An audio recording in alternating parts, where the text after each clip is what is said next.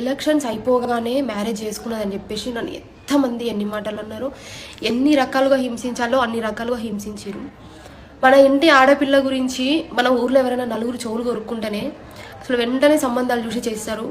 అలాంటిది ఎలక్షన్స్ టైంలో అసలు ముక్కు ముఖం తెలియనోడు కూడా నా ఫ్రెండు అని డబ్బా కొట్టుకుని నన్ను ఎంత బ్లేమ్ చేసిరో మీరు అందరు చూసిరు.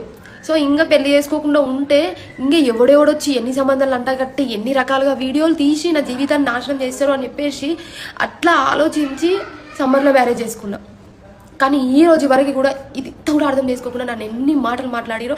ఒకప్పుడు నేను మస్తు మంచిదాన్ని, కానీ ఇప్పుడు చాలా చెడ్డదాన్ని. పెళ్లి చేసుకోవడం ఇంట్రెస్ట్ లేకపోయినా ఒక 1 year ఆగుదాం అనుకున్నాం మేము. మా ఫ్యామిలీలో అటు చెప్పుకున్నా ఇటు చెప్పుకున్నా, 2 sides ఒక 1 year ఆగి చేసుకుందాం అనుకున్నా. కానీ ఇంకా ఎన్ని రకాలుగా నన్ను బ్లేమ్ చేస్తారో అని భయపడి పెళ్లి చేసుకున్నా. కానీ ఈ రోజు వరకు పెళ్ళైన సంతోషం లేకుండా ట్రోల్స్ చేసి చేసి చేసి మానసికంగా నన్ను ఇంత బాధ పెడుతున్నా. అన్ని దేవుడు చూస్తూనే ఉంటాడు. నేను ఎవరిని ఏమన్నాను, కర్మ ఎవరిని వదిలిపెట్టదు. నేను తప్పు చేసి ఉంటే నన్ను కూడా వదిలిపెట్టదు. అనవసరంగా మీరు నన్ను అంటే మిమ్మల్ని కూడా వదిలిపెట్టదు. ఇంతకు మించి నేనేం చెప్పదలుచుకోలేదు ఇక.